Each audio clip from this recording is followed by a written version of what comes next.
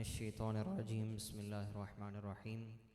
मोहब्बत से बावाज़ बुलंद पढ़ लीजिए। अस्सलातु वस्सलामु अलैका या रसूलल्लाह व अला आलिका व अस्हाबिका या हबीबल्लाह। अस्सलातु वस्सलामु अलैका या नबीयल्लाह व अला आलिका व अस्हाबिका या नूरल्लाह। फरमान मुस्तफ़ा सल्लल्लाहु तआला अलैहि वसल्लम मन सल्ला अलैहि मर्रतन व सल्लल्लाहु अलैहि अशरा, कि जो मुझ पर एक मरतबा दरूद पाक पढ़ता है अल्लाह तबारक व तआला उस पर 10 रहमतें नाजिल फरमाता है। अल्लाह तबारक व तआला हमें हुजूर की ज़ात बाबरकता पर दुरूद शरीफ की कसरत करने की तौफीक अता फरमाए। इससे कबल के अपनी गुफ्तगू की तरफ बढ़ूँ, बस आपको बताता चलूँ कि बस एक दो बातें जो है आपसे करनी है कि वक्त के दामन में इतनी गुंजाइश नहीं है।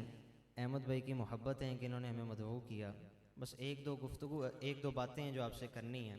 तवज्जो के साथ समाअत फरमाएंगे तो इंशाअल्लाह जल बहुत कुछ सीखने को मिलेगा, क्योंकि हम यहाँ पर इकट्ठे हुए जमा हुए, हमारा एक मकसद ये भी होता है कि कुछ ना कुछ हम सीख कर जाएं। तो बस एक दो बातें करनी हैं, तवज्जो के साथ समाअत फरमाएं। अल्लाह तबारक व तआला जो है पारा 28 सूरतुल हशर की दूसरे रुकू में इरशाद फरमाता है, या अय्युहल्लज़ीना आमनुत्तकुल्लाह वलतंजुर नफ्सुम मा क़द्दमत लिगद वत्तकुल्लाह इन्नल्लाह खबीरुम बिमा तअमलून। यानी ए ईमान वालो, अल्लाह से डरो। वलतंजुर नफ्सुम मा क़द्दमत लिगद, और चाहिए कि हर जान देखे कि उसने कल के लिए आगे क्या भेजा। और फिर मजीद ताकीद के लिए फरमाया कि अल्लाह से डरो। वत्तकुल्लाह इन्नल्लाह खबीरुम बिमा तामलून, अल्लाह बाखबर है उससे जो तुम करते हो, अल्लाह से डरो।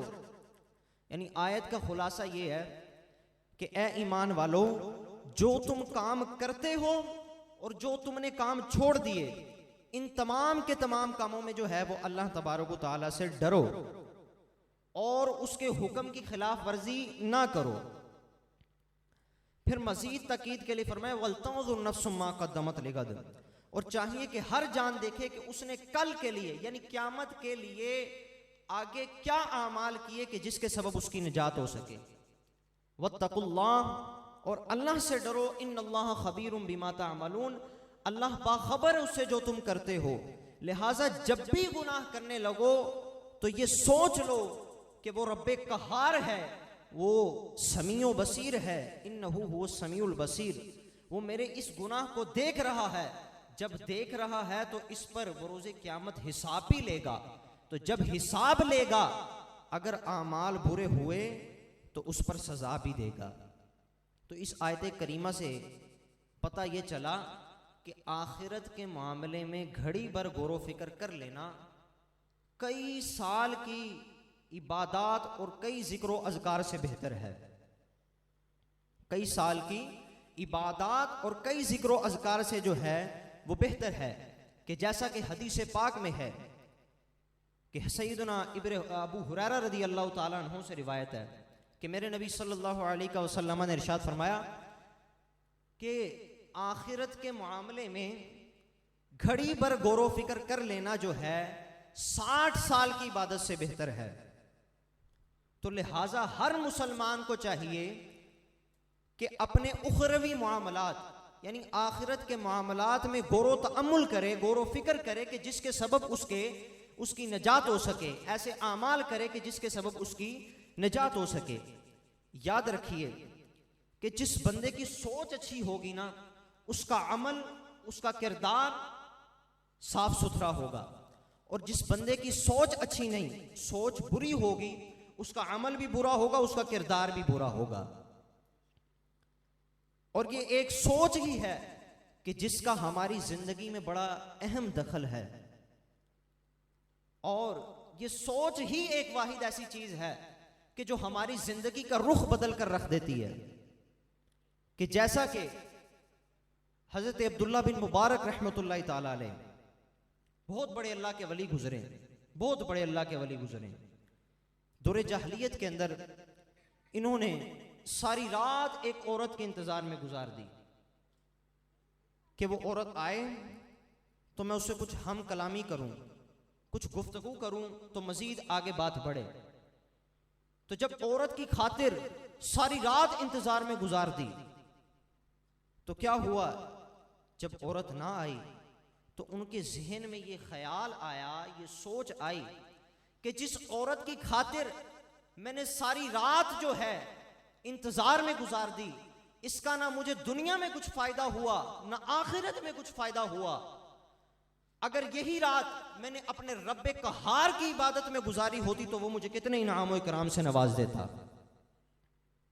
तो ये सोच ही थी कि जिस सोच की वजह से हजरत अब्दुल्ला बिन मुबारक रज़ी अल्लाह ताला अन्हु की जिंदगी का रुख बदल गया, कि ऐसा रुख बदला कि उन्होंने बाकी सारी जिंदगी जो है अल्लाह तबारक व तआला की इताअत और फरमा बरदारी में गुजार दी। और ऐसी इताअत और फरमा बरदारी की अल्लाह तबारक व तआला की कि अल्लाह तबारक व तआला ने उन्हें आशिक मजाजी से उठाकर जो है विलायत का मनसब अता फरमा दिया। तो गौर करके पता ये चला कि ये सोच जो है इसका हमारी जिंदगी में बड़ा अहम दखल है, और ये सोच ही हमारी जिंदगी का रुख बदल सकती है।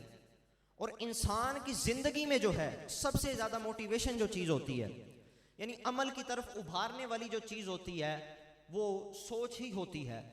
यानी अच्छे अमल की तरफ भी उभारने वाली, बुरे अमल की तरफ उभारने वाली जो चीज होती है वो सोच ही होती है। बंदा सोचता है यार ये काम कर लो, कल फलां मैं नेकी का काम करूंगा, फलां को मैं इस तरह अच्छे इखलाक के साथ मिलूंगा, फलां जगह मैं सदका करूंगा, सारी नमाजें पढ़ूंगा कल मैं। तो ये सोच ही है जो अच्छे और बुरे अमल की तरफ उभारती है। और याद रखिए कि जिस बंदे की सोच अच्छी हो गई ना, वो एक ना एक दिन खुद भी अच्छा हो जाएगा। और जिस बंदे की सोच अच्छी नहीं, अगर वो अच्छा हो भी जाए तो वो अच्छा होकर भी बुरा है। जिस बंदे की सोच अच्छी नहीं, अगर वो अच्छा अपना जाहिर अच्छा कर भी ले लेकिन वो अच्छा होकर भी बुरा रहेगा। क्यों? उसकी सोच जो है मुस्बत के बजाय मनफी है। और ये सोच जो है इसका हमारी सेहत के ऊपर भी बड़ा तअस्सुर है, ये हमारी सेहत के लिए बड़ी मुअस्सिर है। जैसा कि हदीस पाक में है कि मेरे नबी सल्लल्लाहु अलैहि वसल्लम ने इरशाद फरमाया कि इंसान के बदन में जो मैदा होता है, इंसान के बदन में मैदा होता है, जब ये बड़ी मेन चीज होती है, ये इंसान के बदन का हौज है, इंसान के बदन का हौज है। और तमाम रगे जो हैं वो इसके गिर्द आती हैं और खुराक लेकर जाती हैं। तो मुफ्ती अहमद यार खान नईमी रहमतुल्लाह ताला अलैह इस हदीस पाक की तशरीह में फरमाते हैं, पता ये चला कि जब इंसान के तमाम बदन की रगों का ताल्लुक इंसान के मैदा के साथ है, तो इंसान के दिमाग की रगों का ताल्लुक भी मैदा के साथ हुआ। तो लिहाजा पता ये चला कि इंसान के मैदे के सही होने का दारो मदार जो है वो सोच पर है। अगर सोच अच्छी हो जाएगी, मुस्बत के बजाय मनफी के बजाय मुस्बत होगी, तो हमारा मैदा अच्छा होगा। जब मैदा अच्छा होगा तो जिन रगों का मैदों के साथ ताल्लुक है वो अच्छी सेहत लेकर पलटेंगी। जब अच्छी सेहत लेकर पलटेंगी तो जिस्म भी खुद ब खुद तंदुरुस्त हो, तवाना होगा। तो पता ये चला कि हमारी सेहत और जिस्म सेहतमंद होने का जो दारो मदार है वो हमारी सोच पर है। कि हमारी सोच अच्छी होगी तो हमारा किरदार भी अच्छा होगा, हमारी सेहत भी अच्छी होगी। ये सोच ही है जो इंसान को कामयाब करती है दुनिया में भी और आखिरत में भी। जो इंसान को दुनिया में भी कामयाब करती है और आखिरत में भी कामयाब करती है, दुनिया में भी फायदा देती है और आखिरत में भी फायदा देती है। और आज हम देखें कि हमारा मुल्क जो है और मुसलमान जो हैं कि सरे पस्ती का शिकार क्यों होते चले जा रहे हैं, और हमारे माशरे के अंदर बेहयाइयों, फहाशियों और यानी जो है उरूज से उरूज तक क्यों चढ़ता चला जा रहा है इसको। और जगह जगह जो है मकाने जंग बने हुए हैं, खानदान है तो खानदानों के अंदर जो है भाई भाई का गला काट रहा है, मैदाने जंग बना पड़ा हुआ है। कारोबार है तो कारोबार के अंदर जो है लड़ाइयाँ झगड़े हैं। आखिर ऐसा क्यों है? इसी वजह से कि हमारा मुसलमानों का जो है आपस में इत्तेफाक व इत्तेहाद नहीं। इत्तेफाक व इत्तेहाद क्यों नहीं? हमारी सोच को ऐसा डैमेज किया गया है, ऐसा डैमेज से डैमेज तर किया गया है कि हमारी सोच जो है मुस्बत के बजाय मनफी से मनफी तर होती चली जा रही है। हमें अपनी सोच को अच्छा करना चाहिए, अपनी अप्रोच, अपनी सोच को मनफी के बजाय मुस्बत करना चाहिए। इसका तरीक़ेकार क्या है और ऐसा क्यों है कि हमारी सोच जो है मुस्बत के बजाय मनफी होती है? सबसे बड़ी वजह यह है कि इल्म दीन ना सीखना, इल्म दीन से दूरी। कि जब इल्म दीन नहीं सीखा, एक दूसरे के हुकूक नहीं सीखे, तो फिर जुल्म ज़्यादती होगी। जो खानदान है वो मकाने जंग बनेंगे, कारोबार है तो मकाने जंग बनेंगे। तो इल्म दीन सीखना ये सबसे अहम है। हमारे मौसम में बदकिस्मती के साथ जो है हमने न खुद इल्म दीन सीखा, जब खुद सीखा नहीं तो अपने बच्चों को भी सिखाया नहीं।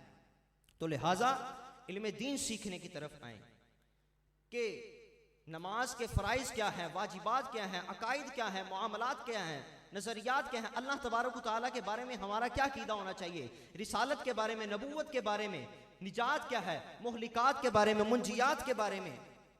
अल अमान अल हफीज़ कई साल गुजर गए होते हैं और मियाँ बीवी के दरमियान तलाक हो चुकी होती है और आपस में 10-10 साल गुजर गए होते हैं। ऐसे केसेस आए हैं हमारे पास।